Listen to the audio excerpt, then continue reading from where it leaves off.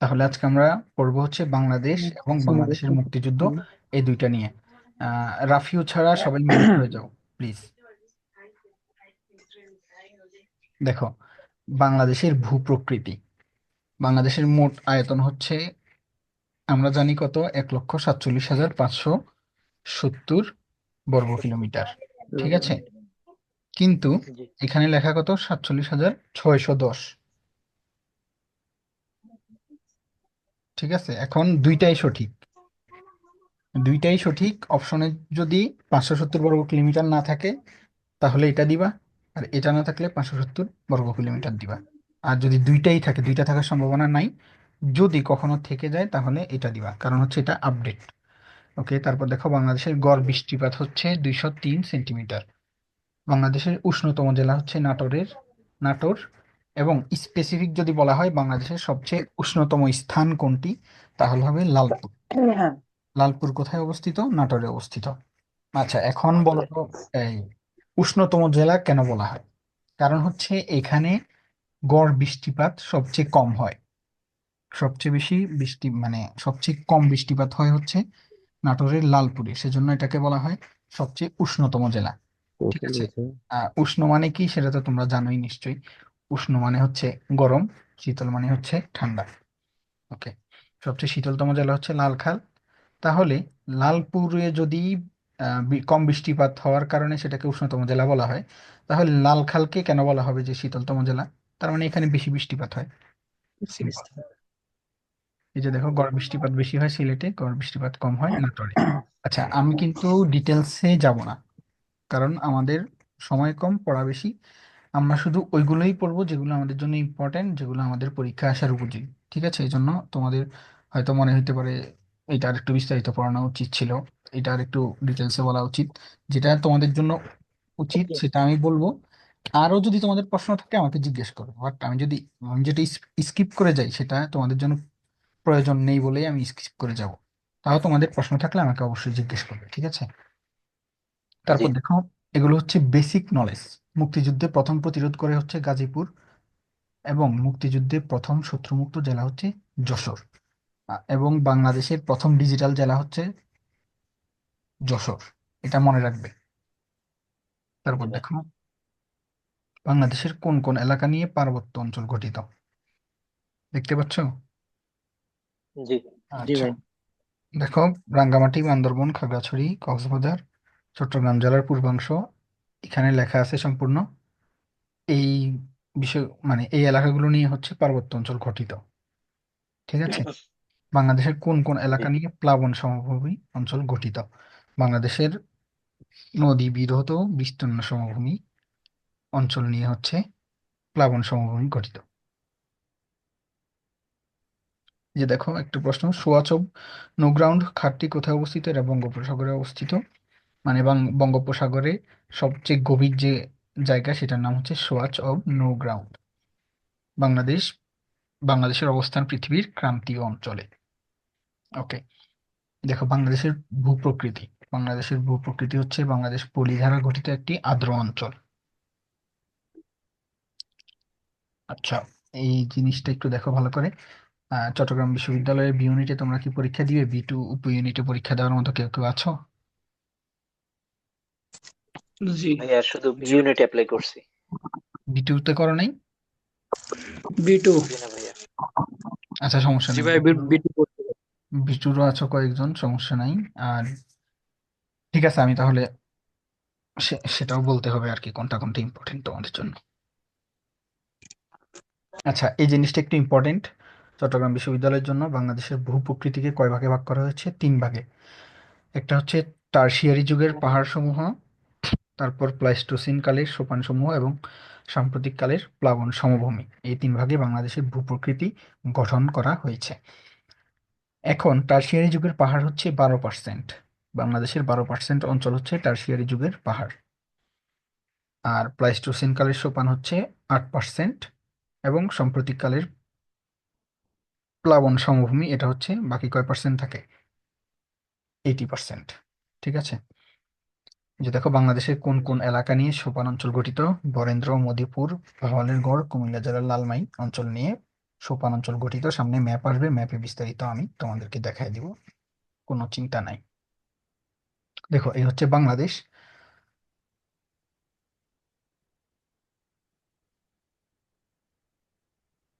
বাংলাদেশের বিভাগ কয়টি?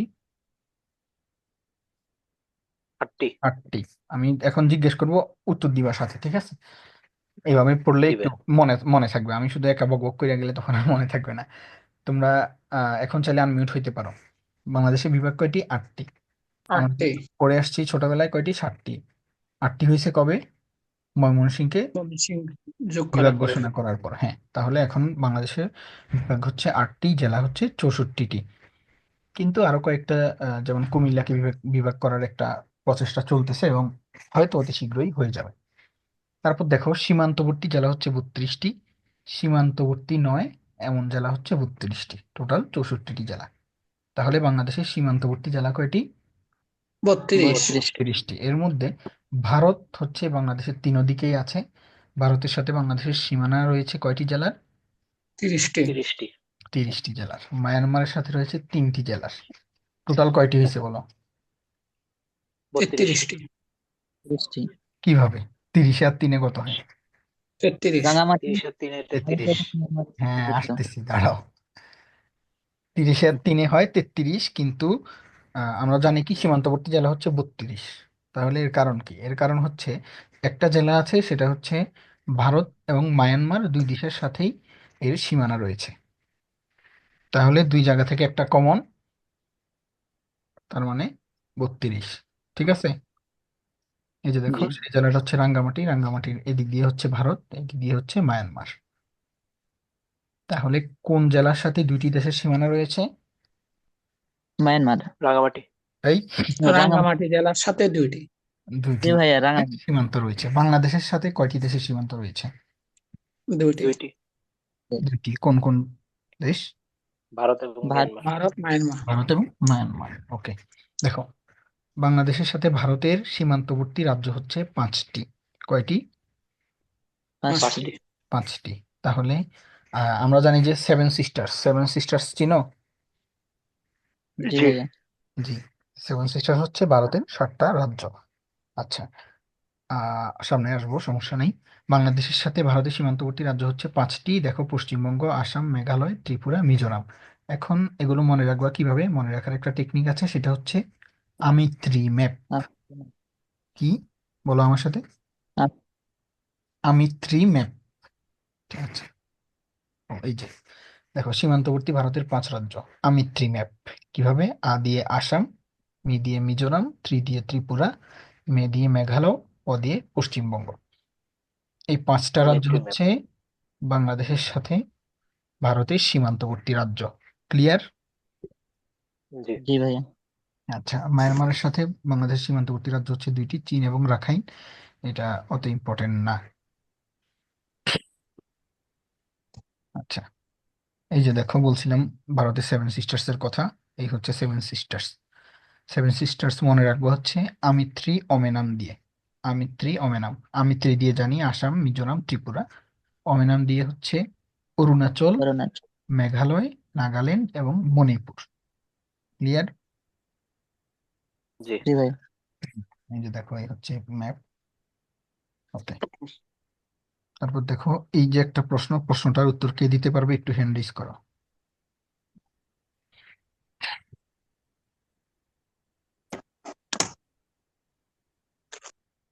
আসমাউল। আর কেউ পারবে না? এত সহজ একটা প্রশ্ন। ঠিক আছে, আসমাউল বলো। পশ্চিমবঙ্গ ভাইয়া। পশ্চিমবঙ্গ। দেখো, প্রশ্নটা কি ছিল? ভারতের সেভেন সিস্টার্স এর বাহিরে বাংলাদেশের সাথে সীমান্তবর্তী রাজ্য কোনটি? মানে সেভেন সিস্টার্স এর বাহিরে। তো সেভেন সিস্টার্স এর বাহিরে কোনটা আছে এখানে? আমরা দেখছিলাম পশ্চিমবঙ্গ। ঠিক আছে? পরীক্ষা এমন প্রশ্ন আসলে জি। সূত্র মনে করবা। সূত্র কি? বাংলাদেশের সাথে ভারতের আহ সীমান্তবর্তী রাজ্যগুলোর সূত্র কি? আমি ত্রি ম্যাপ। তো আমি ত্রি সবগুলো আছে, আছে মি আছে, মেঘালয়ও আছে। কিন্তু সেভেন সিস্টার্স এর বাহিরে কোনটা? পশ্চিমবঙ্গ। পশ্চিমবঙ্গ কিন্তু সেভেন সিস্টার্স এর আওতাভুক্ত না। তাহলে সঠিক উত্তর হচ্ছে পশ্চিমবঙ্গ। ক্লিয়ার? জি। আরেকটা জিনিস দেখো, মানচিত্র বোঝার প্রথম একটা সূত্র আছে, সেটা হচ্ছে মানচিত্রের উপরের দিক উত্তর দিক। ঠিক আছে, মানে জি উ ইকুয়াল উ, মানে রস্য ইকুয়াল রস্য। মানচিত্রের উপরের দিক উত্তর দিক, তো উত্তর দিক যদি আমরা নির্ণয় করতে পারি, তাহলে দক্ষিণ দিক কোনটা সেটাও নির্ণয় হয়ে গেল, তাই না? এটা হচ্ছে দক্ষিণ দিক, জি এটা হচ্ছে পশ্চিম, এটা হচ্ছে পূর্ব। এই দেখো বাংলাদেশের করব। একদম পশ্চিমে পুরোটা জুড়ে হচ্ছে কি পশ্চিমবঙ্গ, উত্তরে পশ্চিমবঙ্গের কিছু অঞ্চল আছে। তোমরা কি আমার মাউসের কার্সরটা দেখতে পাচ্ছ আমি যে দেখাচ্ছি? জি। জি ভাইয়া। ভাইয়া। সমস্যা নেই।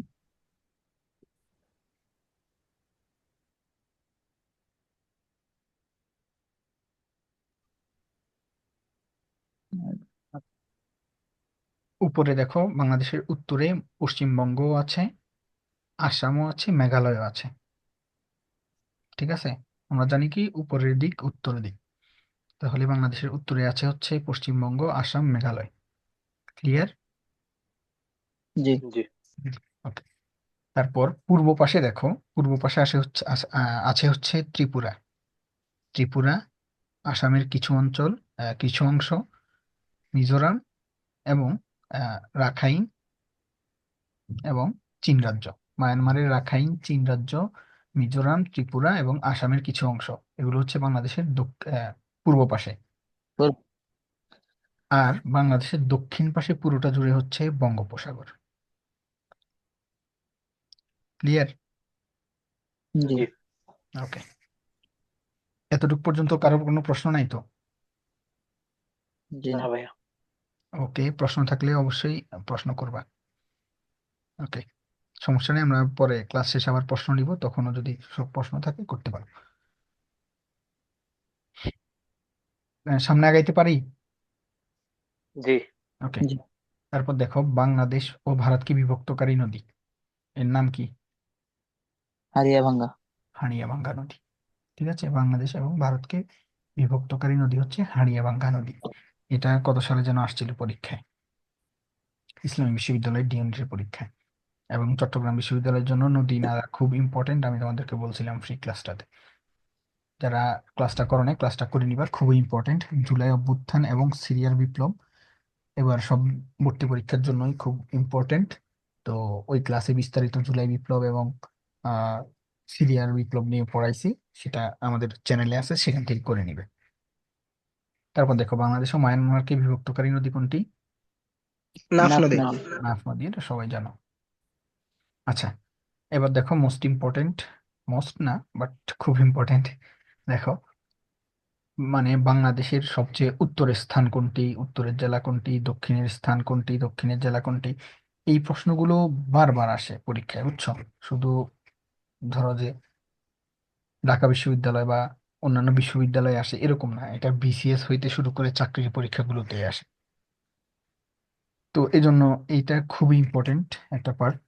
তো এটা একটু ভালোভাবে মনে রাখবা, সমস্যা নেই।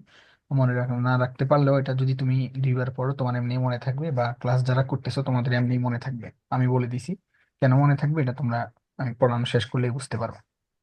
আসমাউল পড়াইছিলাম যে, মনে আছে? জি ভাইয়া। ওকে, তোমাদের এরকম মনে থাকবে, চিন্তার কারণ নাই। দেখো এই হচ্ছে বাংলাদেশের একদম দক্ষিণে, বলছিলাম কি বাংলাদেশের দক্ষিণে বঙ্গোপসাগর। আর সেন্ট মার্টিন কোন সাগরে অবস্থিত? বঙ্গোপসাগরে। বঙ্গোপসাগর, এটা তো তোমরা সবাই জানো। আচ্ছা, তাহলে বঙ্গোপসাগরে অবস্থিত হচ্ছে বাংলাদেশের প্রবাল দ্বীপ সেন্ট মার্টিন। সেন্ট মার্টিন বাংলাদেশের সর্ব দক্ষিণের স্থান হচ্ছে সেন্ট মার্টিন অথবা ছেড়া দ্বীপ। সেরা দ্বীপ।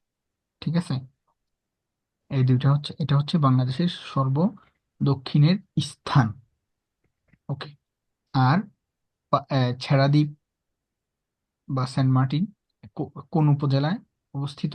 টেকনাফ উপজেলায়। টেকনাফ উপজেলা কোথায় অবস্থিত? কক্সবাজারে। কক্সবাজার। কক্সবাজার জেলায়। ঠিক আছে, তাহলে বাংলাদেশের সর্বদক্ষিণের স্থান স্থান হচ্ছে সেন্ট মার্টিন। এবার সর্ব বাংলাদেশের সর্বদক্ষিণের জেলা কোনটি তাহলে? কক্সবাজার। কক্সবাজার। কক্সবাজার। আর উপজেলা কোনটি? টেকনাফ। টেকনাফ। টেকনাফ। ওকে, এবার আমি তোমাদেরকে একটু জিজ্ঞেস করি,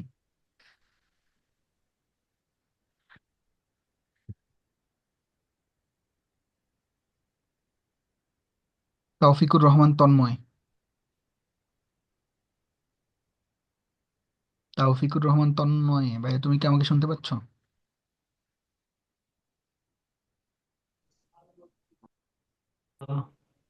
হ্যালো। হ্যাঁ ভাইয়া, তুমি কি আমাকে শুনতে পাচ্ছ? হ্যাঁ ভাই, আমি কেবল এই যে নামাজ পড়ে এসে ক্লাসে জয়েন হলাম তো। ও আচ্ছা। ও তাহলে এতক্ষণ যে পড়াইছি একটু কি দেখছো, মানে মাত্র যেটা পড়াই শেষ করলাম? মাত্র বলতে আমি কেবলই মানে ও জয়েন ওকে হলাম ওকে নামাজ ভাইয়া। পড়ে এসে। আচ্ছা, আবু সালেহ ভাইয়া, তুমি কি আমাকে শুনতে পাচ্ছ? আবু সালেহ কি আমাকে শুনতে পাচ্ছ? আচ্ছা ঠিক আছে। আসমাউল, বলো তো বাংলাদেশের সর্ব দক্ষিণের উপজেলা কোনটি? টেকনাফ। টেকনাফ। আবু সালেহ।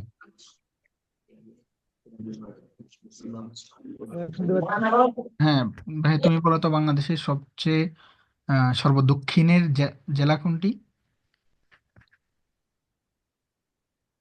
সর্বদক্ষিণের জেলা হুম। জেলা হচ্ছে কক্সবাজার। কক্সবাজার, গুড। আচ্ছা, আমি তোমাদেরকে একটু ভয় দেখাইলাম আর কি, ভয়ের কারণ নাই। দেখো, মনে রাখার জন্য তোমাদের জন্য একটা টেকনিক বানাই রাখছি, দেখো। দক্ষিণের বাজারের নাম টিক মার্টিন। দক্ষিণ দিয়ে আমরা বুঝবো কি বাংলাদেশের সর্বদক্ষিণের স্থান, বাজার দিয়ে হচ্ছে জেলা। শিট। ওকে, দেখো, বাজার দিয়ে হচ্ছে জেলা, মানে জেলা কোনটি? কক্সবাজার। তারপর দেখো, জেলার পরে কোনটি? উপজেলা। উপজেলা কোনটি? টেকনাফ, এই যে টেক। এবং স্থান কোনটি সর্বদক্ষিণের? Martin, Saint Martin. মার্টিন দিয়ে হচ্ছে সেন্ট মার্টিন। দক্ষিণের বাজারের নাম টিক মার্টিন। এটা মনে রাখতে পারলেই তুমি মনে রাখতে পারবা বাংলাদেশের দক্ষিণের জেলা, উপজেলা এবং স্থান কোনটি। ক্লিয়ার? জি। সহজ জি না ভাই, কঠিন? সহজ। সহজ। সহজ, ওকে। জুম শেষ হয়ে যাচ্ছে, ওয়ার্নিং দিচ্ছে, আমি তোমাদেরকে এখনই লিঙ্ক দিব, দ্রুত জয়েন হয়ে যাবা। ঠিক আছে ভাইয়ারা? ওকে, জি ভাই। দ্রুত জয়েন হবা।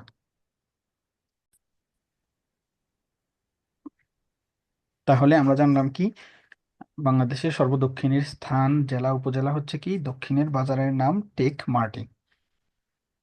এতটুকু পর্যন্ত আমরা সবাই ক্লিয়ার। ওকে, আমরা সামনে যেতে পারি। জি। তারপর দেখো, এখানে হচ্ছে সর্বপূর্বের স্থান। সর্বপূর্বের স্থান কোনটি? এই যে দেখো, আহ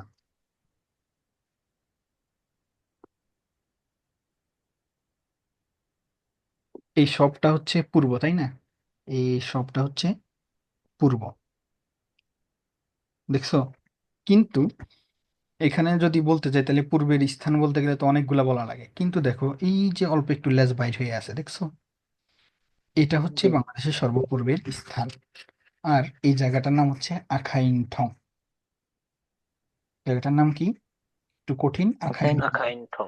এটা কোন জেলায় অবস্থিত? বান্দরবন জেলায়। বান্দরবান। আর উপজেলা হচ্ছে থানচি। হ্যাঁ জি। ঠিক আছে। আচ্ছা, এটা মনে রাখার একটা টেকনিক আছে, টেকনিকটা কি আসমাউল? পূবালী থানচি আখাই। হুম, গুড। এই যে দেখো, আমি শিখতে তোমাদেরকে দিয়ে দিব, এটা একটু পড়লে বুঝো। পূবালী থানচির আখ খায়। আখ মানে কি তোমরা তো জানোই, যে অনেক জায়গায় বলে গ্যান্ডারি, অনেক জায়গায় বলে কি, ওই তো চিনছো তোমরা নিশ্চয়ই। তো পূবালী দিয়ে আমরা বুঝবো হচ্ছে পূর্ব। তারপর দেখো, পু দিয়ে হচ্ছে পূর্ব, বা বা দিয়ে বুঝবো হচ্ছে বান্দরবান। তাহলে পূবালী দিয়ে বুঝবো হচ্ছে পূর্ব এবং বান্দরবান। সর্বপূর্বের জেলা হচ্ছে কি তাহলে? বান্দরবান। আর থানচি দিয়ে হচ্ছে কি? উপজেলা। উপজেলা। সর্বপূর্বের উপজেলার নাম হচ্ছে থানচি। আর আখ দিয়ে হচ্ছে আখাইং ঠং। এটা হচ্ছে সর্বপূর্বের স্থান। আশা করি বিষয়টা ক্লিয়ার তোমাদের। জি। ওকে।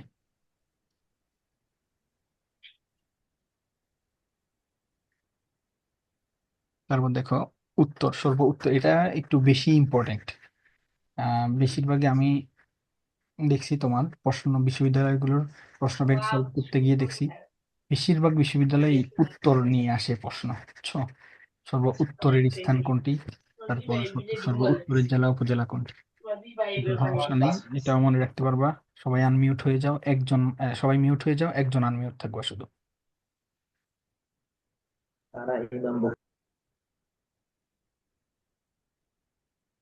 এখন আমার সাথে রেসপন্স করবে হচ্ছে, কে রেসপন্স করবে নতুনদের মধ্যে, এই নতুন কোর্সে যারা জয়েন হয়েছে এর মধ্যে থেকে একজন আমার সাথে রেসপন্স করবে। আমি স্যার আমি তুমি আব্দুল্লাহ রাফিও, ওকে, ঠিক আছে। দেখো তাহলে হচ্ছে উত্তরের জেলা হচ্ছে, বাংলাদেশের সর্ব উত্তরের জেলা হচ্ছে পঞ্চগড়, উপজেলা হচ্ছে তেঁতুলিয়া, আর স্থান হচ্ছে বাংলাবান্ধা। এখন এটা তো জানো তোমরা, টেকনাফ হতে তেঁতুলিয়া, এরকম গান আছে, কবিতা আছে আমার অসংখ্য। তো সর্ব টেকনাফ হচ্ছে সর্ব উত্তরের স্থান, তাই না? জি। জি। বাহ, চমৎকার। তোমার মন কোথায় ভাইয়া? সর্বদক্ষিণের বাংলাবান। স্থান। জি না ভাই, টে- টেকনাফ হচ্ছে, স্থান, উত্তরের স্থান হচ্ছে বাংলাবান। হ্যাঁ বাংলাবান্ধা, কিন্তু আমি বলছিলাম টেকনাফ হচ্ছে সর্ব উত্তরের স্থান। তুমি বলছো জি, কে জানি বলছে জি। আচ্ছা ঠিক আছে, মনোযোগ দিয়ে পড়ো। ওকে, তো সর্বদক্ষিণের উপজেলা হচ্ছে টেকনাফ, ঠিক আছে, আর সর্ব উত্তরের উপজেলা হচ্ছে তেঁতুলিয়া। তাহলে দেখো সমস্যা তেঁতুলিয়া। নেই, এটা আমরা মনে রাখবো কিভাবে। উত্তরের পথে বাংলা, পথে বলতে পথে দিলে, মানে পথে দিয়ে মনে রাখো আর কি, এ হচ্ছে পথে বলতে তো বুঝেই রাস্তায় আর কি, উত্তরের পথে বাংলা। উত্তর দিয়ে উত্তর, প দিয়ে পঞ্চগড়, তে দিয়ে তেঁতুলিয়া, আর বাংলা দিয়ে বাংলা বান্দা। সহজ, অত কঠিন না। ঠিক আছে ভাইয়ারা, বুঝছো? জি। জি ভাইয়া। জি তাহলে ভাইয়া। আমরা জানলাম কি, আহ আমরা জানলাম কি সর্ব উত্তরের উপজেলা হচ্ছে বান্দরবান, ঠিক আছে। উপজেলা তো বলো। উত্তরের, হ্যাঁ, সর্ব উত্তরের উত্তরের উপজেলা তো অন্যটা। কোনটা বলো? তেঁতুলিয়া না ভাইয়া? হ্যাঁ, তেঁতুলিয়া। টে- আচ্ছা, আমি একটু কনফিউজ করতে চাচ্ছিলাম তোমাকে, এই আর কি। ওকে, তারপর দেখো,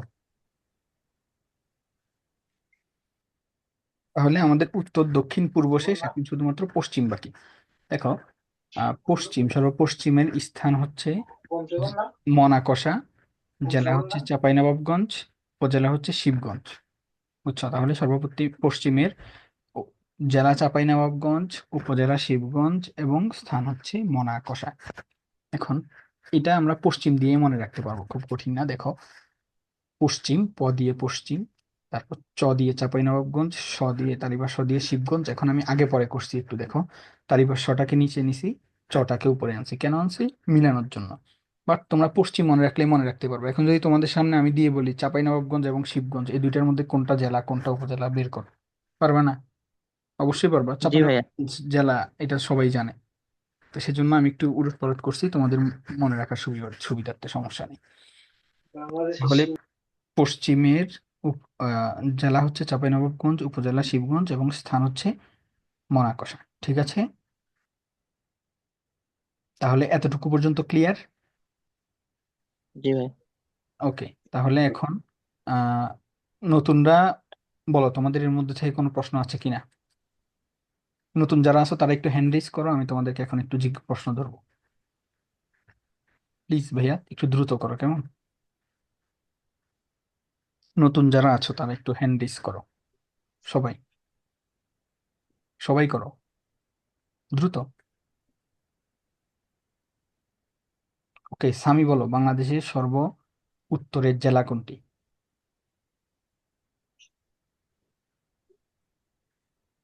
সামি বলো, আনমিউট হয়ে বলো। পঞ্চগড় ভাই। পঞ্চগড়, ওকে। আব্দুল্লাহ রাফিউ বলো, বাংলাদেশের সর্বদক্ষিণের স্থান কোনটি? Saint Martin. Saint Martin, okay. Umme Habiba, তুমি বলো, বাংলাদেশের সবচেয়ে শীতলতম স্থান কোনটি? সিলেটের লালখান। গুড। ওকে, আর কে আছে নতুন এখানে? আমি তো চিন্তাছি না ভাইয়া, তোমাদেরকে একটু হ্যান্ড রেজ করো, তোমাদের সাথে দেখা সাক্ষাৎ কম হয় আমার আসলে। আবু সালেহ ভাইয়া, তুমি মনে হয় নতুন। কি রে ভাই, তোমরা ভয় পাইতেছো নাকি? এখানে কি কেউ তোমার মারবে নাকি না পারলে, নাকি ভয় পাচ্ছ কেন? তুষার, তুষার, জি ভাইয়া। পড়াশোনা কেমন ভাইয়া চলছে? বলেন। আলহামদুলিল্লাহ ভালো চলে ভাইয়া। ওকে, তুমি বলো বাংলাদেশের সরি, বাংলাদেশের সবচেয়ে উষ্ণতম স্থান কোনটি?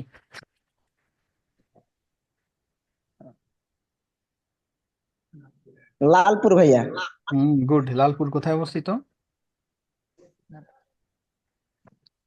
পাবনা ভাইয়া। আহ, আচ্ছা, পাবনায়, বাট ভাই আমার বাসার পাশে।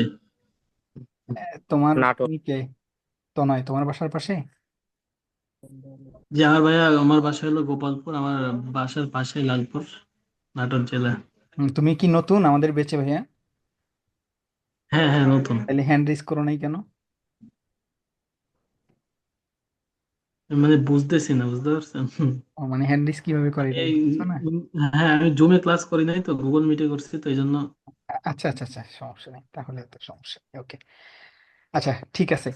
তাহলে তুষার, তুমি ভুল বলছো, এটা নাটোরে অবস্থিত, পাবনায় না। ঠিক আছে, খেয়াল করবা, খেয়াল। ভুলে গেছে ভাইয়া। ওকে ঠিক আছে, সামনে থেকে খেয়াল করো যাতে কোনো ভুল না হয়। ঠিক আছে। এই ভাই, কে আঁকাআঁকি করতেছো? আঁকাআঁকি করতেছো কে? স্ক্রিনে আঁকাআঁকি করো না।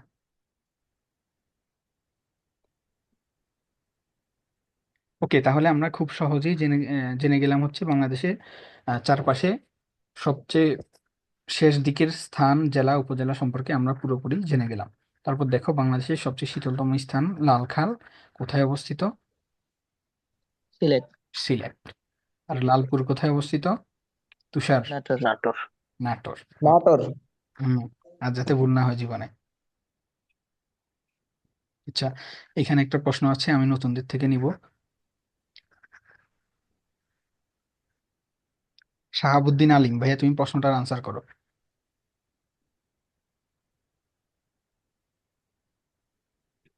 দ্রুত ভাইয়া।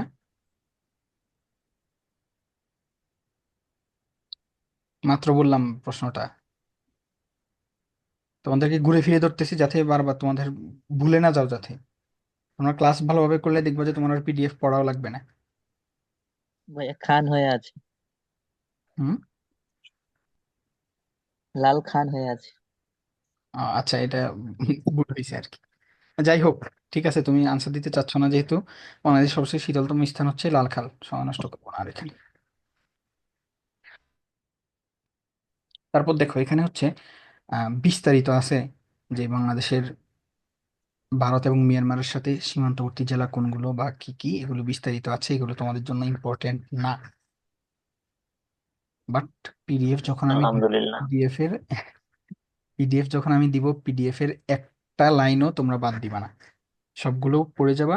বাট আমি যেগুলো বলে দিব যে ইম্পর্টেন্ট না, সেগুলো আহ মানে মুখস্থ করবা না আর কি, কয়েকবার দেখে যাবা, আর বাকিগুলো মুখস্থ করবা। ওকে, এই হচ্ছে বাংলাদেশ। আচ্ছা, ওকে, আমি প্রথমে বলছিলাম, একটু ধারণা দিছিলাম প্রথম থেকে একদম ক্লাসে ছিল কে? জি ভাইয়া আছি আমি। মিনহাজুল ইসলাম মিরাজ, তুমি কি প্রশ্নটার আনসার করতে পারবে ভাইয়া?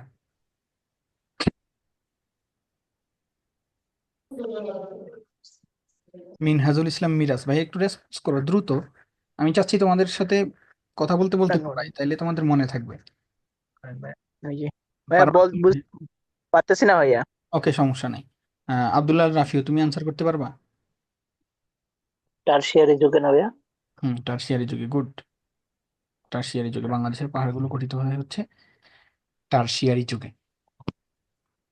ওকে, আচ্ছা সমস্যা নেই, তো শোনো, আমি তোমাদেরকে কয়েকভাবে পড়াতে চাচ্ছি। একটা হচ্ছে এভাবে, যদি আমি প্রশ্ন ধরে ধরে পড়াই তোমাদেরকে, তাহলে তোমরা বিষয়গুলো ভালোভাবে মাথায় ঢুকবে, যত কনফিউশন আছে দূর হয়ে যাবে। আর আরেকটা হচ্ছে আমি যখন নিজে নিজে বলে যাব, নিজে নিজে লেকচার দিয়ে যাব, এটা শুধু তোমরা শুনবা। এটা হলে তোমাদের মুখস্থ হতে একটু দেরি হবে, পিডিএফটা তোমাদেরকে আরো ভালোভাবে পড়তে হবে, হয়তো ক্লাসটাও আরো ভালোভাবে দেখতে হইতে পারে। সেজন্য আমি চাচ্ছি এইভাবে পড়াইতে। বাট তোমরা যদি মনে করো যে না, এইভাবে না ওইভাবে পড়ান, তাহলে আমি ওইভাবে পড়াবো, আমার সমস্যা নেই। না, আচ্ছা, এইভাবেই ঠিক আছে ভাই। আরেকটা বিষয় তোমাদেরকে আমি দেখাই দিই, সেটা হচ্ছে বলছিলাম যে মানচিত্র নিয়ে একটু টাচ দিব। দেখো, আহ এটা হচ্ছে সিলেট, তাই না? জি। চাই মানচিত্রটা ভালো না।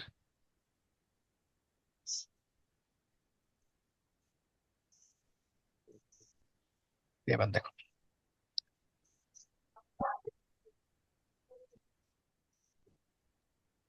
এটা হচ্ছে চট্টগ্রাম,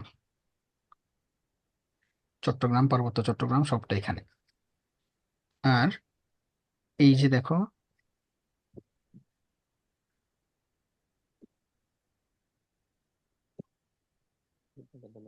এদিক দিয়ে হচ্ছে যাক মার্ক হয়ে আছে সিলেট, তাই না? এদিক দিয়ে হচ্ছে সিলেট, মৌলভীবাজার। আর এদিক দিয়ে কার্সর নিশ্চয়ই তোমরা দেখতে পাচ্ছ আমার, এই শেরপুর এবং ময়মনসিংহ, নেত্রকোনা, দেখছো?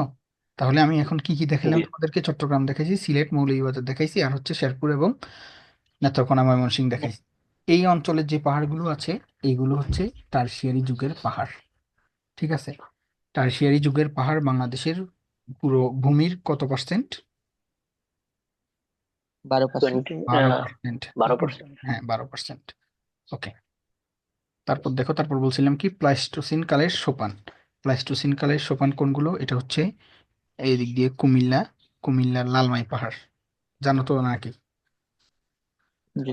কুমিল্লার লালমাই পাহাড়, তারপর টাঙ্গাইলের মধুপুর, গাজীপুরের ভাওয়ালের গড়, এই অঞ্চল, এবং চাঁপাইনবাবগঞ্জ, এদিকে বরেন্দ্রভূমি। বরেন্দ্রভূমি কোনগুলো? বাংলাদেশের প্রাচীন প্রাচীন অঞ্চল, এটা নিয়ে আমাদের ফ্রি ক্লাসে একটু আলোচনা করছিলাম, বাট তোমাদের ইবিতে যারা পরীক্ষা দিবা তাদের জন্য এটা ইম্পর্টেন্ট না, চবিতে যারা পরীক্ষা দিবা তাদের জন্য এটা ইম্পর্টেন্ট। বাংলাদেশের প্রাচীন অঞ্চল কোনগুলো, এগুলো নিয়ে একটু পড়ে যাবা, আর ইউটিউবে ভিডিও দেখলেও পাবা।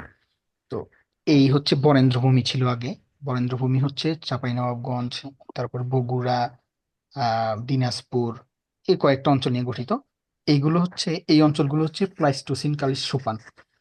এখন আমাদেরকে যদি পরীক্ষায় অপশন দিয়ে বলে যে,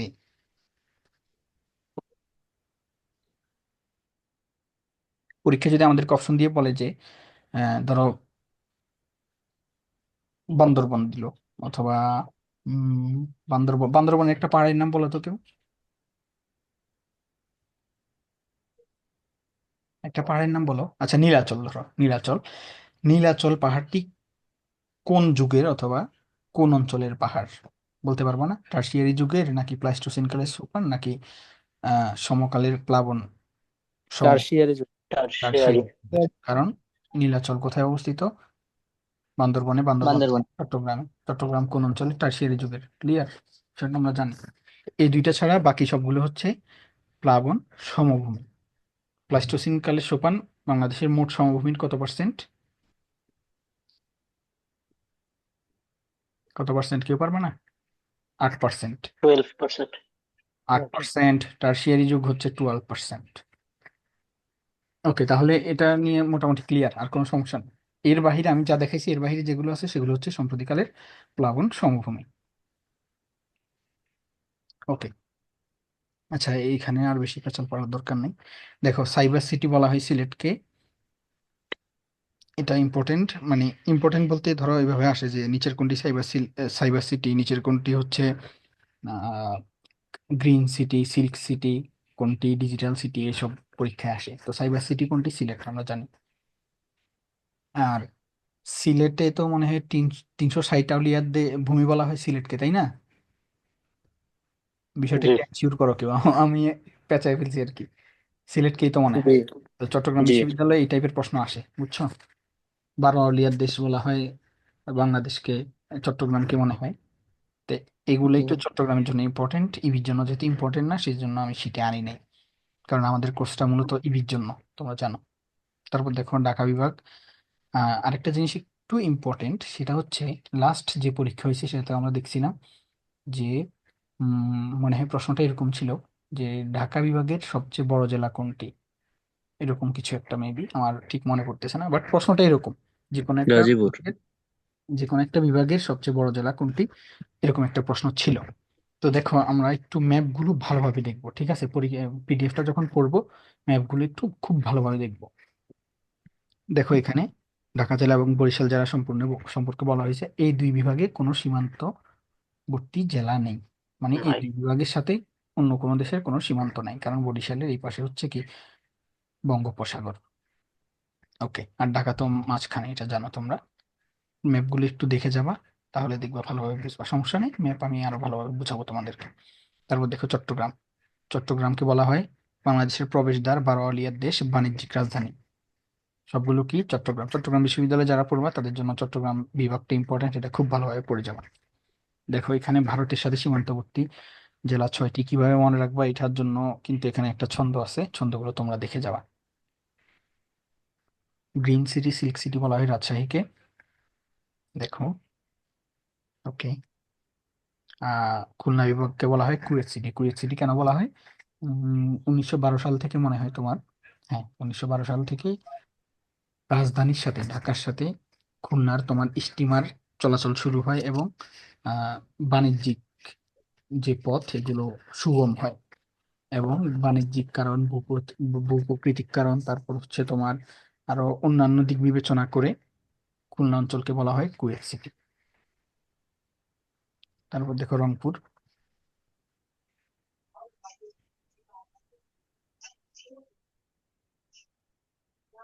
বাংলাদেশের সবচেয়ে বাংলাদেশের সবচেয়ে উচ্চতম জেলা কোনটি? কেউ কি বলতে পারবে? রংপুর, নাটোর, জি না। ওকে, পঞ্চগড়, না। বাংলাদেশের সবচেয়ে উঁচু জেলা হচ্ছে দিনাজপুর। দিনাজপুরের আরেকটা নাম আছে, সেটা হচ্ছে গন্ডোয়ানা ল্যান্ড। দিনাজপুরের আরেকটা নাম কি? গন্ডোয়ানা ল্যান্ড। গন্ডোয়ানা। বাংলাদেশের আহ নতুন পুরাতন নাম, কোন জেলার পুরাতন নাম কি ছিল, কোন জেলার নতুন নাম কি ছিল, এটা চট্টগ্রামের জন্য খুব খুব ইম্পর্টেন্ট। প্রত্যেকবারই ধরো এখান থেকে একটা না একটা প্রশ্ন ঘুরে ফিরে থাকে। এটা নিয়ে আমাদের একটা শীট আছে, শীটটা আমি তোমাকে দিয়ে দিব, সমস্যা নেই, কেউ একটু মেসেজ দিও আমাকে, গ্রুপে দিয়ে দিব ইনশাল্লাহ। দিনাজপুর কি বললেন ভাইয়া? হ্যাঁ, দিনাজপুরের পূর্ব নাম পূর্ণ হচ্ছে নাম? গন্ডোয়ানা ল্যান্ড। গন্ডোয়ানা ল্যান্ড। ওকে, সমস্যা নেই, আমি তোমাদেরকে একটা শীট দিয়ে দিব। দেখো, এটা সমুদ্র সমুদ্র সমতল থেকে 37.5 মিটার উপরে। তাহলে সবচেয়ে উঁচুতম জেলা হচ্ছে দিনাজপুর। ওকে, এখানে আসলে বেশি সময় নষ্ট করে ফেলতেছি এই শীটের উপরে, কারণ সময় ক্লাস লং হয়ে যাচ্ছে। তারপর দেখো, বাংলাদেশের বৃহত্তম এবং উঁচুতম পাহাড় হচ্ছে গারো পাহাড়। গারো পাহাড় অবস্থিত কোথায়? ময়মনসিংহ জেলায়। ঠিক আছে। আর আমরা জানি কি, বাংলাদেশের সবচেয়ে উঁচুতম পর্বত হচ্ছে তাজিং ডং। ঠিক আছে, এটা ছোটবেলায় পড়ছো। তাজিং ডং এর আরেকটা নাম হচ্ছে বিজয়। ঠিক আছে। জি জি। ভাইয়া। তোমরা কি ইয়ে দেখতে পাচ্ছ, শীট দেখতে পাচ্ছ এখনো স্ক্রিন? জি ভাইয়া, জি। জি। ওকে, জি দেখো স্যার। এখন হচ্ছে পাহাড় এবং পর্বতের মধ্যে পার্থক্য কি, এটা আমাকে গত ক্লাস বলতে প্রথম ক্লাসে একজন জিজ্ঞেস করছিল। সেটা হচ্ছে, দেখো 2000 ফুট অথবা 600 মিটারের উপরে যেগুলো উচ্চতা, সেগুলোকে বলা হয় হচ্ছে পর্বত। তাহলে 2000 ফুটের অথবা 600 মিটারের উপরে যেগুলোর উচ্চতা বেশি সেগুলোকে বলা হয় পর্বত, আর যেগুলোর উচ্চতা 600 মিটারের কম সেগুলোকে বলা হয় পাহাড়। সোজা কথা যেটা, এটা নিয়ে আশা করি কনফিউজ জি। নাই কারো আর। পাহাড় পর্বতের মধ্যে পার্থক্য হচ্ছে এটাই। ওকে, গারো পাহাড় বাংলাদেশের সবচেয়ে উঁচু পাহাড় কোথায় অবস্থিত? ময়মনসিংহে অবস্থিত। আচ্ছা, এটা একটু ইম্পর্টেন্ট। ইউনেস্কো স্বীকৃত বাংলাদেশের ঐতিহ্যবাহী স্থান: পাহাড়পুর বৌদ্ধবিহার, বাগেরহাট এবং সুন্দরবন। এই তিনটা হচ্ছে বাংলাদেশের ঐতিহ্যবাহী স্থান যেগুলোকে ইউনেস্কো স্বীকৃতি দিয়েছে। ওকে, ইসলামী বিশ্ববিদ্যালয়ে পূর্বে একটা প্রশ্ন এসেছিল, প্রশ্নটা মেবি এরকম। বাগেরহাট বলতে ষাট গম্বুজ মসজিদ আর কি। ষাট গম্বুজ মসজিদ কে কত সালে ইউনেস্কো স্বীকৃতি দেয়? এই যে আমরা এখানে দেখতে পাচ্ছি 1985। তাহলে আর বাকি দুইটা কি? সুন্দরবন এবং পাহাড়পুরের বৌদ্ধ বিহার।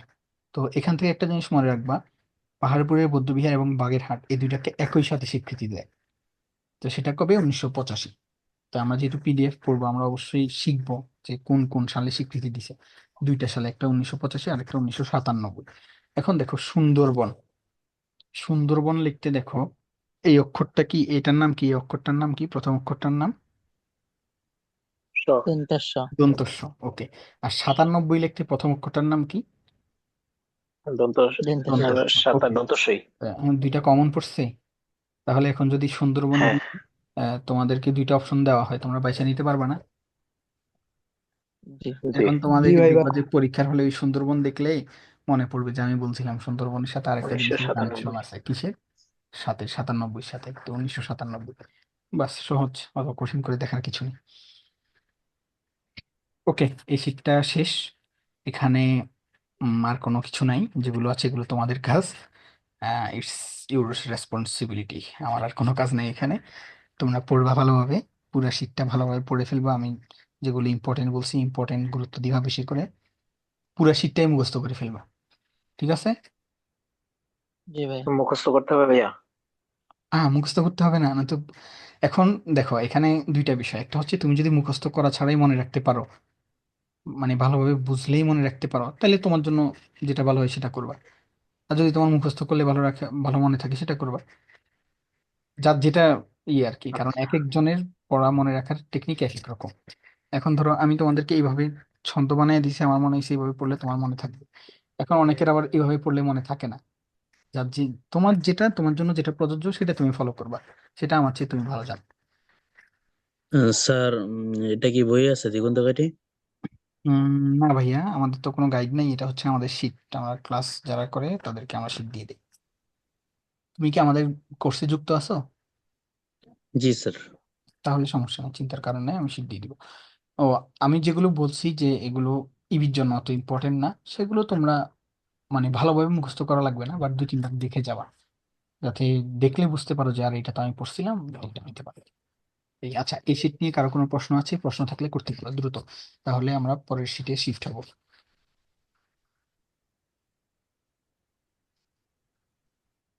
আর কোনো প্রশ্ন আছে ভাইয়ারা? ভাইয়া এবং স্যার, আপুরা? দক্ষিণের স্থান বলছিলেন কি সেন্ট মার্টিন? জি, দক্ষিণের স্থান সেন্ট মার্টিন। আচ্ছা, কোনো প্রশ্ন আছে ভাইয়ারা? জি না ভাই। আই হোপ না কোনো ভাই। প্রশ্ন নেই।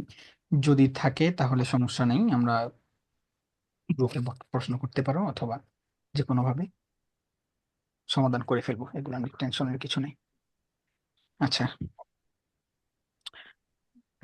এখন আমরা চলে যাব হচ্ছে 1971 সালে। শিট। ওকে, আমি লিঙ্ক দিচ্ছি, দ্রুত জয়েন হবা, ঠিক আছে? কেউ ফাঁকি আচ্ছা মারবা না, জি বলে স্যার। দিলাম ভাইয়ারা, কেউ ফাঁকি মারবা না। তাহলে 7-এর পরে 8, 8 নাম্বার সেক্টরে আমরা সোজা চলে আসবো হচ্ছে কোথায়? খুলনা বিভাগে। এটা কোন বিভাগ? খুলনা। খুলনা বিভাগ। খুলনা। এখানে 8 নং সেক্টরে আছে মেহেরপুর, কুষ্টিয়া, চুয়াডাঙ্গা, ঝিনাইদহ, রাজবাড়ী, মাগুরা, নড়াইল, ফরিদপুর, মাদারীপুর, গোপালগঞ্জ, বরিশাল, ফিরোজপুর। এখানে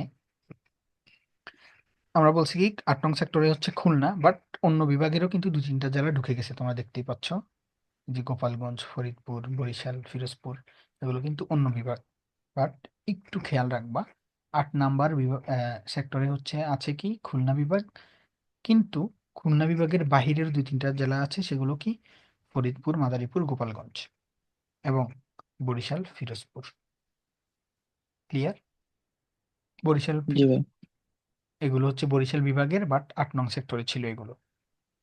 আচ্ছা, তারপর দেখো 9 নং সেক্টরে খুলনা বিভাগটা এখানেও আছে, আবার এখানে বরিশাল বিভাগের সবগুলো জেলা আছে। বরিশাল বিভাগের শুধু বরিশাল এবং ফিরোজপুর ঢুকছে কোথায়? 8 নং সেক্টরে, আর বাকিগুলো কয় নং সেক্টরে? 9 নং সেক্টরে। দেখতে পাচ্ছ? আচ্ছা, এখন যদি আমি তোমাদেরকে বলি যে ইসলামী বিশ্ববিদ্যালয় যুদ্ধের সময় কয় নং সেক্টরে ছিল? 8 নম্বর। 8 8 নম্বর সেক্টর। Sector, good. কিন্তু মজার বিষয় হচ্ছে যুদ্ধের সময় ইসলামী বিশ্ববিদ্যালয় ছিল না, ঠিক আছে? এটাকে ইসলামী বিশ্ববিদ্যালয় প্রতিষ্ঠা করা হয়েছে মুক্তিযুদ্ধের পরে, এজন্য বলা হয় এটাকে স্বাধীন বাংলাদেশের প্রথম বিশ্ববিদ্যালয়। বুঝছো? তাও জি। যদি চলে আসে, প্রশ্ন আসতেই পারে। আচ্ছা, সুন্দরবন কয় নং সেক্টরে ছিল বলো তো? 9 নম্বর। 9 নং সেক্টর। 9 নং। সেক্টর। তাহলে আমরা উপর থেকে নিচে নামতেছিলাম, 9-এর পরে নিচে, একদম নিচে। এটা কি, এই জায়গাটা কি? বঙ্গোপসাগর। বঙ্গোপসাগর। বঙ্গোপসাগর। বঙ্গোপসাগর কয় নং সেক্টরে ছিল? 10 নম্বর। 10 নং সেক্টর। এখন এই 10 নং সেক্টর কিন্তু শুধু বঙ্গোপসাগরে সীমাবদ্ধ ছিল না, এটা ছিল নো সেক্টর, বুঝছো? এবং 10 নং জি। সেক্টরে কোনো নিয়মিত সেক্টর কমান্ডার ছিল না। তাহলে বাংলাদেশের নো সেক্টর কয় নং সেক্টরে ছিল? 10 নং সেক্টরে। ওকে, মুক্তিযুদ্ধ থেকে উম আগের আগের বলতে কি মানে স্বৈরাচারের আমলে আর কি, বিপ্লবের আগ পর্যন্ত মুক্তিযুদ্ধ থেকে মাস্ট প্রশ্ন থাকতোই, এবারও থাকছে। কিন্তু ইসলামী বিশ্ববিদ্যালয়ে ইসলাম ইসলামী বিশ্ববিদ্যালয়ে যেহেতু মাত্র 5টা প্রশ্ন, সাধারণ জ্ঞানের মাত্র যেহেতু 5টা প্রশ্ন, সেজন্য আসলে ওরাও কনফিউজড হয়ে যায় যে আরে ভাই 8 নম্বর সেক্টর কি এটা বরিশালে? হুম, আরে আমি তো ম্যাপই হারাই ফেললাম। একটু ওয়েট ভাই। আচ্ছা, এখন কি স্ক্রিন দেখতে পাচ্ছ তোমরা? জি ভাইয়া, না, আপনি দেখতে পাইনি। দাঁড়িয়ে আছেন। জি। ওকে, এখন দেখতে পাচ্ছ? আরে কি জি, পাচ্ছি। আচ্ছা,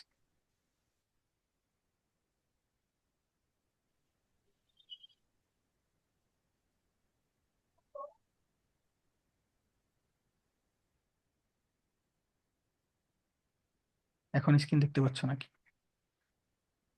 জি না। ওকে, একটু ওয়েট ভাইয়া।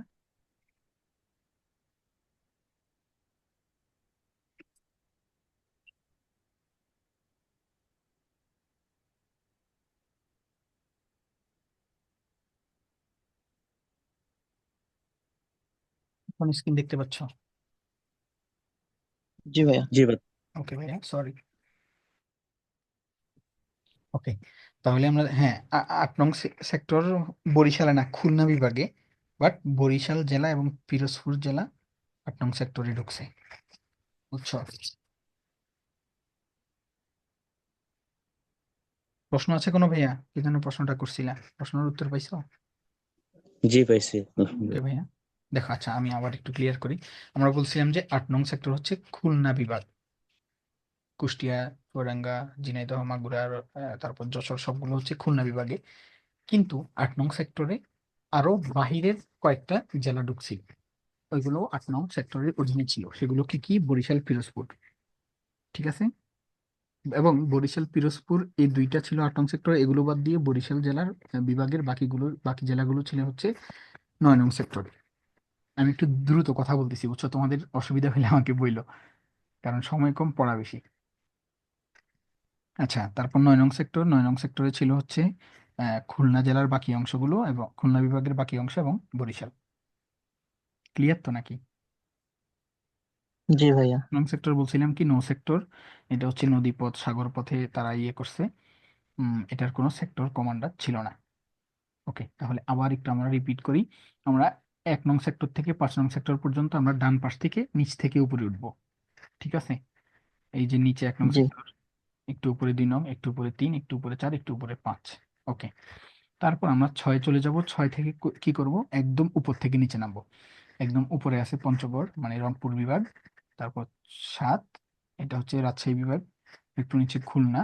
8, একটু নিচে খুলনা এবং বরিশালের বাকি জেলা, 9 নং সেক্টর। এবং 10 নং সেক্টর হচ্ছে নো সেক্টর।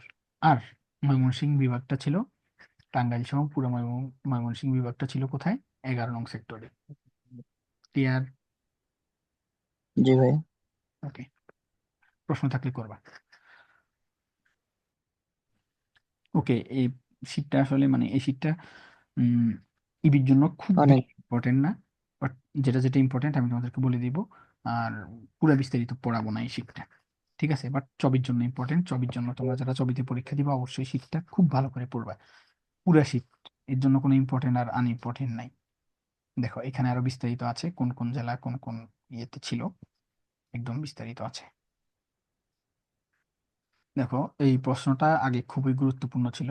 প্রণাপান্ত বলতেছে কোন অপশনে যদি বঙ্গবন্ধু থাকে, তুমি যদি ওই প্রশ্নটা উত্তর না পারো, তাহলে বঙ্গবন্ধুরে দিয়ে দিবা, দেখবা যে উত্তর হয়ে গেছে। বাট এখন আর ওই সুযোগ নেই। যাই হোক, মুক্তিযুদ্ধের সর্বাধিনায়ক ছিল বঙ্গবন্ধু। সাবসেক্টর ছিল 64টি। মোট সেক্টর ছিল কয়টি? 11টি। আর সাব সেক্টর মানে ওই 11টা সেক্টরের অধীনে আরো কয়টা সাব সেক্টর ছিল? 64টি। ওকে, দেখো, 11টি সেক্টরে ভাগ করেছিলেন তাজউদ্দিন আহমেদের নির্দেশে এম এ জি ওসমানী। মুক্তিযুদ্ধের সেনাপতি কে ছিল? এম.এ.জি. ওসমানী।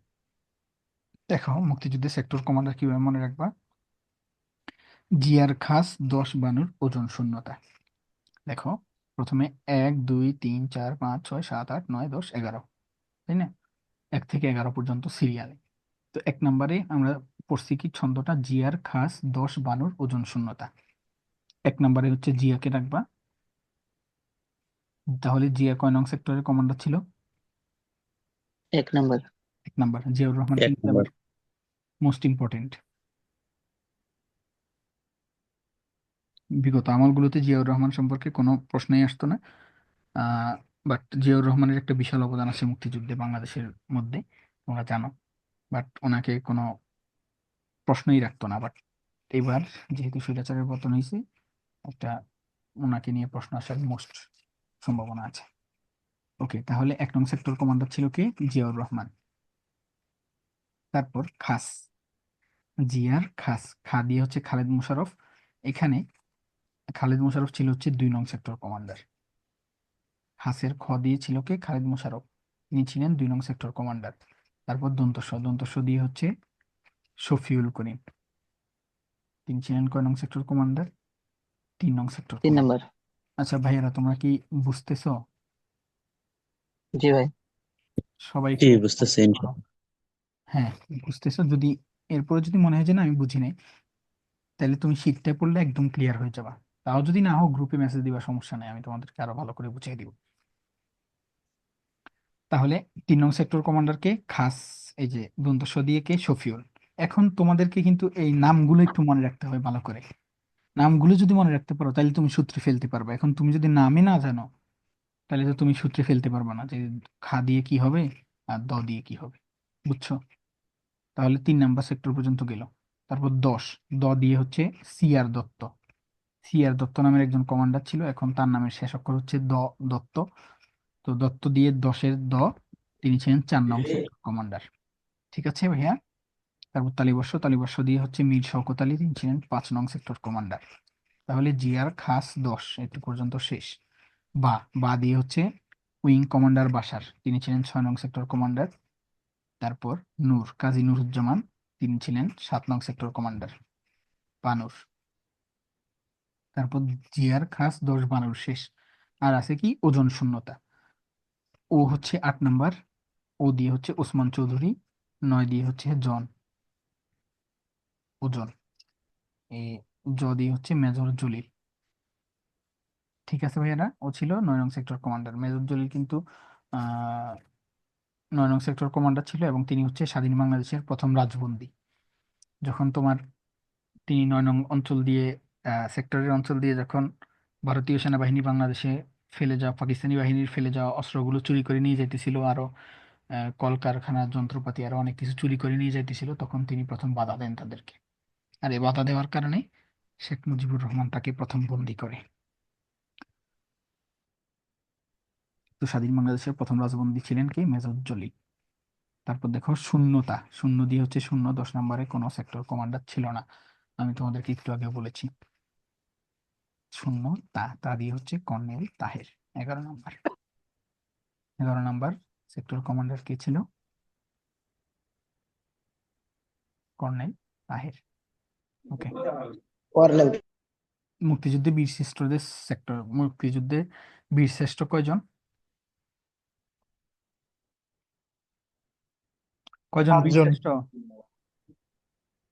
হুম, 7 জন। 7 জন। গুড। এখন আমি যদি জিজ্ঞেস করি যে ধরো এই হচ্ছে তাদের নাম, আমি যদি বলি যে ধরো বীরশ্রেষ্ঠ মতিউর রহমান কয় নং সেক্টরে যুদ্ধ করছে, বলতে পারবা? পারবা? না ভাই। আচ্ছা পারবা না, বাট একটু পরে পারবা।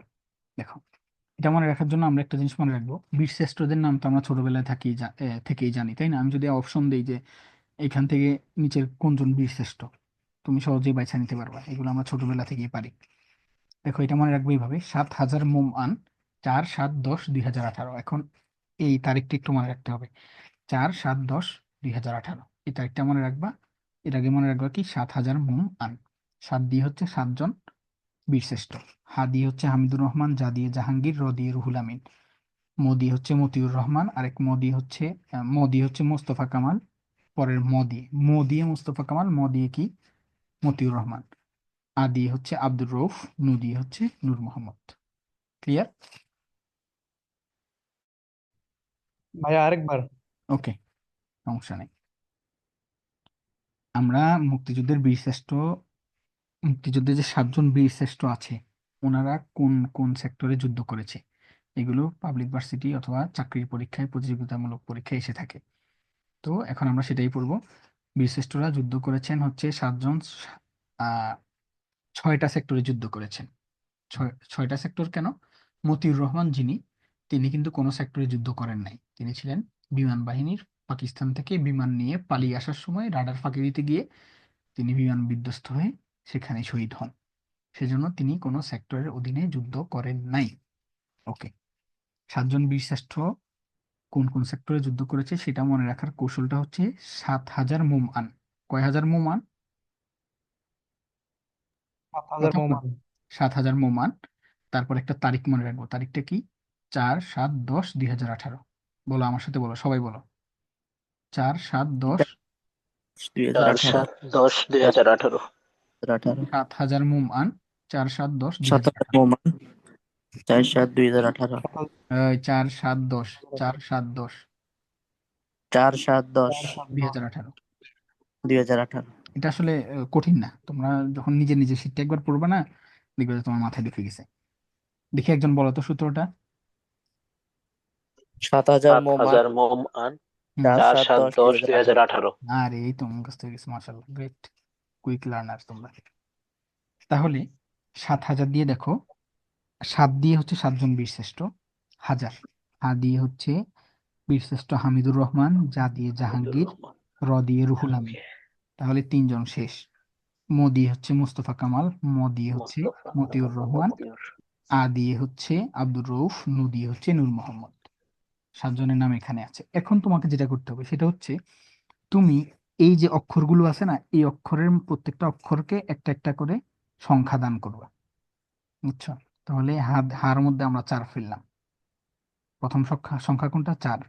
প্রথম অক্ষর কোনটা? হা। তাহলে হা দিয়ে যার নাম, সে কয় নং সেক্টরে যুদ্ধ করছে?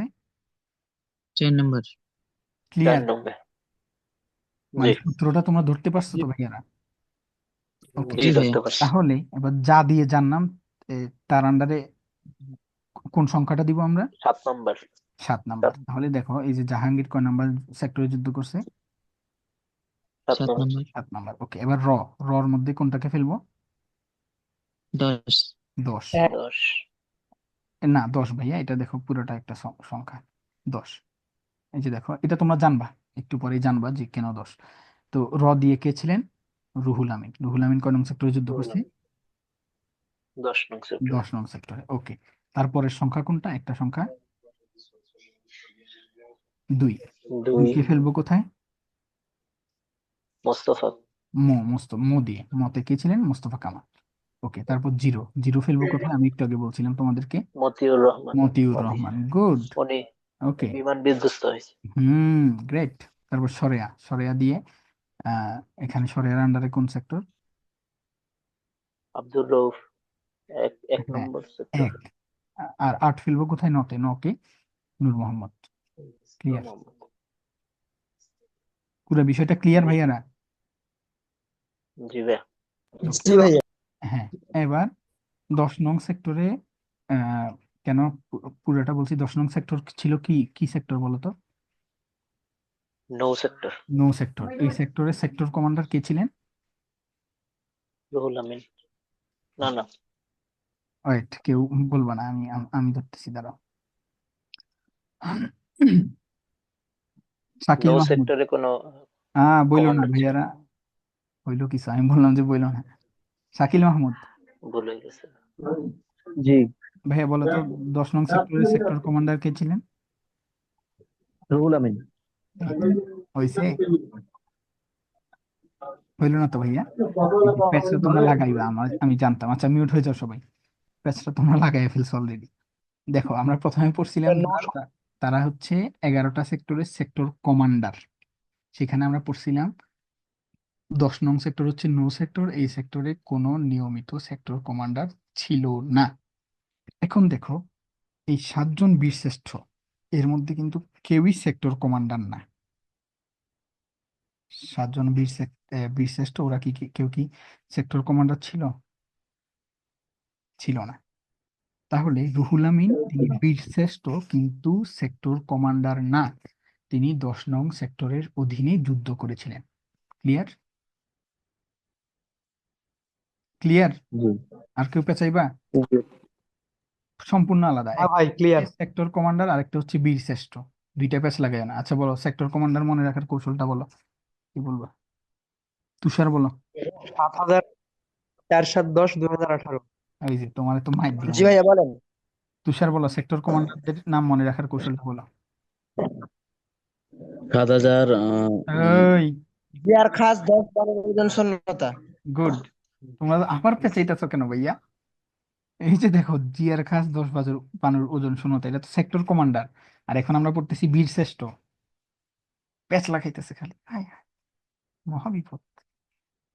আচ্ছা দেখো, ওকে, শীতটা পড়লে তোমরা পুরা ক্লিয়ার হয়ে যাবা।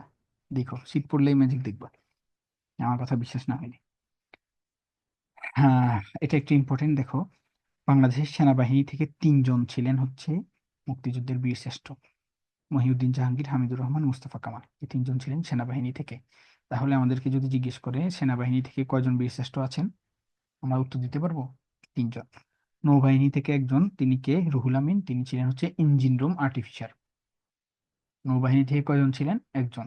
বিমান বাহিনী থেকে মতিউর রহমান একজন, আমি তোমাদেরকে বলছিলাম তিনি কিভাবে শহীদ হয়েছে। মুন্সি আব্দুর রউফ এবং নূর মোহাম্মদ শেখ, তারা ছিলেন হচ্ছে বিডিআর থেকে। ক্লিয়ার? বিডিআর থেকে 2 জন, সেনাবাহিনী থেকে 3 জন, এবং বিমান এবং নৌবাহিনী থেকে একজন একজন করে। ক্লিয়ার? ভাই কথা না বললে তো আমি বুঝবো যে তোমরা বুঝো নাই আমার পড়া। জি জি ওকে বলতে জি হবে। ওকে, এই হচ্ছে কিছু প্রশ্ন, এগুলো তোমরা, তোমাদের দায়িত্ব, আমার কিছু নাই এখানে। ওকে, শেষ, ক্লাস মোটামুটি শেষ। এখানে যেগুলো আছে এগুলো হচ্ছে খুব বেশি ইম্পর্টেন্ট না, এই জন্য ছবির জন্য ইম্পর্টেন্ট। ছবিতে যারা পরীক্ষা দিবা তাদের জন্য আমি বারবার বলতেছি, এই শীটটা তোমরা খেয়ে ফেলবা। ওকে, দেখো, নারী মুক্তিযোদ্ধা 2 জন ছিলেন, 2জনই বীর প্রতীক: সেতারা বেগম, তারামন বিবি। আরেকটা বিষয় দেখো, আহ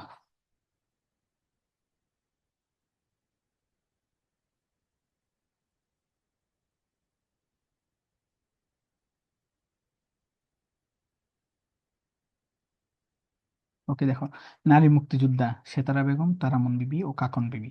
কাকন বিবি ছিলেন হচ্ছে আদিবাসী নারী মুক্তিযোদ্ধা। আদিবাসী না, এইগুলো নিয়ে তো কত ঝামেলা চলে, তুমি ওই আলোচনা এখন যাব না আমি। আদিবাসী বলতে আর কি তোমার উপজাতি, উপজাতি যাদেরকে বোঝায়, বাট ওটা তো আসলে মূল আদিবাসী না। এগুলো নিয়ে বহুত কাহিনী চলতেছে ইদানিং। যাই হোক, তাহলে যদি আসে আদিবাসী নারী মুক্তিযুদ্ধ অথবা উপজাতি নারী মুক্তিযুদ্ধ, কে ছিলেন? কাকন বিবি। তিনি কোন জাতি ছিলেন? খাসিয়া। আচ্ছা, ওকে, সমস্যা নেই, ওয়ার্নিং দিছে আমাকে। আচ্ছা দেখো, সর্বকনিষ্ঠ মুক্তিযোদ্ধা শহীদুল আলম চৌধুরী, মুক্তিযুদ্ধের সময় তার বয়স ছিল 12 বছর। এটা মনে রাখবা, এটা সবার জন্য ইম্পর্টেন্ট। বিদেশি বীর প্রতীক মুক্তিযুদ্ধ ছিলেন WAS ওয়ান্ডারল্যান্ড।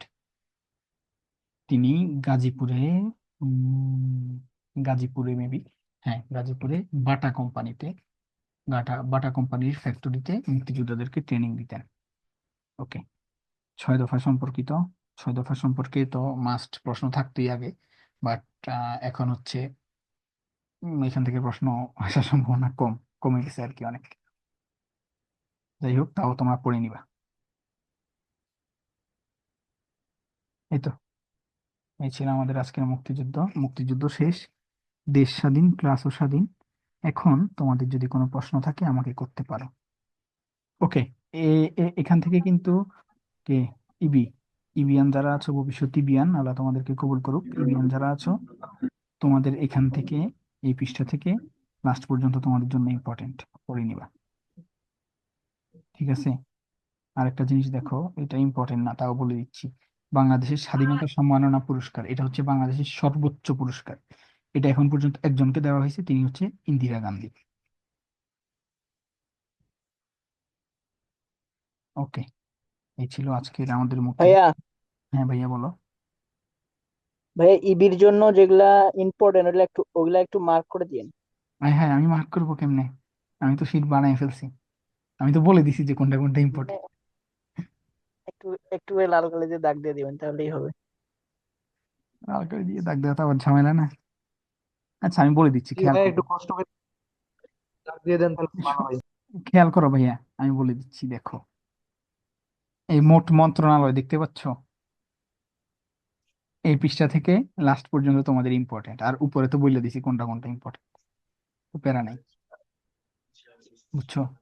তারপর দেখো আরেকটা মোস্ট ইম্পর্টেন্ট, ইনিকে, ইনিকে জিয়াউর রহমান। জিয়াউর রহমান, জিয়াউর তিনি রহমান। 1977 সালে রাষ্ট্রপতি হন। দেখো সার্ক, সার্ক হচ্ছে বাংলাদেশে দক্ষিণ এশিয়ার আঞ্চলিক সহযোগিতা সংস্থা। আমি ফ্রি ক্লাসে এটা আলোচনা করছিলাম, আবার একটু বলে দিচ্ছি কারণ যেহেতু এখানে নতুন অনেকেই আছো। তোমরা ফ্রি ক্লাসটা মাস্ট দেখবা ভাইয়া, ওইখান থেকে আমার মনে হচ্ছে আল্লাহ যদি সহায় হয়, ইনশাল্লাহ তোমরা 2-3টা প্রশ্ন কমন পেতে পারো। আর 2-3টা প্রশ্ন পরীক্ষার জন্য অনেক, পরীক্ষা যারা দিছো তারা জানো। ওকে, আচ্ছা দেখো, আহ সার্ক তিনি প্রতিষ্ঠা করেছিলেন। সার্ক হচ্ছে দক্ষিণ এশিয়ার আঞ্চলিক সহযোগিতা সংস্থা। তারপর খাল খনন প্রকল্প, গ্রামীণ উন্নয়ন প্রকল্প, কৃষি খাত, জিয়াউর রহমান এই তিনটাতে সবচেয়ে বেশি গুরুত্ব দিয়েছিলেন। গ্রাম সরকার ব্যবস্থা, এই যে গ্রামে চকিদার আছে, তারপর আরো যে গ্রাম সরকার যে ব্যবস্থাটা, এটাকে পরিচালনা করেছিলেন, প্রতিষ্ঠা করেছিলেন জিয়াউর রহমান। এবং পাট রপ্তানির প্রতি সবচেয়ে বেশি গুরুত্ব দিয়েছিলেন জিয়াউর রহমান। তিনি ছিলেন 1 নং সেক্টর কমান্ডার এবং জেড ফোর্সের অধিনায়ক। ওকে, তিনি মেজর পদে থেকে স্বাধীনতা যুদ্ধে অংশগ্রহণ করেছিলেন। কালুরঘাট বেতার কেন্দ্র থেকে 7ই মার্চ স্বাধীনতার ঘোষণা দেন। সংবিধানে বিসমিল্লাহ এবং আল্লাহর উপর আস্থা এগুলো তিনি যুক্ত করেন। তার কয়েকটা পুরস্কার হচ্ছে বীরুত্তম স্বাধীনতা পুরস্কার, বীরুত্তম এটা ইম্পর্টেন্ট, বীরুত্তম জিয়াউর রহমান এটা মনে রাখবা। সার্ক পুরস্কার, তারপর দেখো হিরো অব দ্য রিপাবলিক, এই কয়টা পুরস্কার। শেষ, আজকের ক্লাস শেষ। এই ছিল জিয়াউর রহমান সম্পর্কে আলোচনা, স্যার যে একটু থেকে প্রশ্ন আসলে এখান থেকে এর বাইরে থেকে প্রশ্ন আসার সম্ভাবনা কম। এখন তোমাদের কোনো প্রশ্ন থাকলে বলো।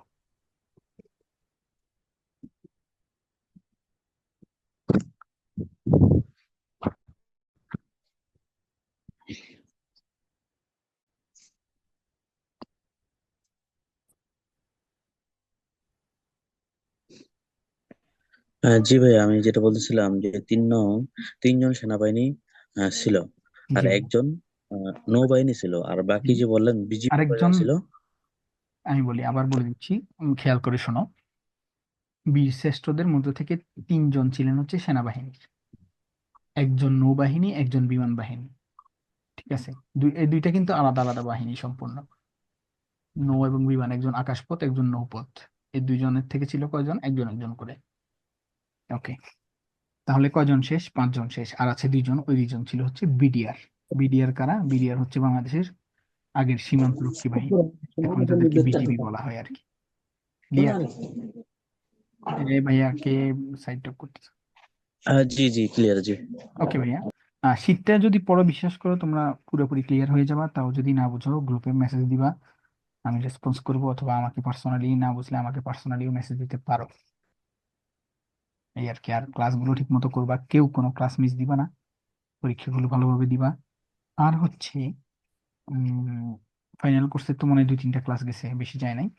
তোমাদের বন্ধু বান্ধব যদি কেউ ইবিয়ান হইতে চায় তাহলে দাওয়াত দিতে পারো, এই আর কি। একসাথে পড়লা তাহলে আরো সহজ হইলো। বুঝছো বিষয়টা? ঠিক আছে ভাইয়ারা, আর কারো কোনো প্রশ্ন আছে? ভাইয়া এবং আপুরা কারো কোনো প্রশ্ন আছে, করতে পারো। জি না ভাইয়া। ওকে ভাইয়া, ঠিক আছে, আমি আজকের ক্লাস এখানেই শেষ। তোমাদের জন্য দোয়া থাকলো, তোমরাও আমার জন্য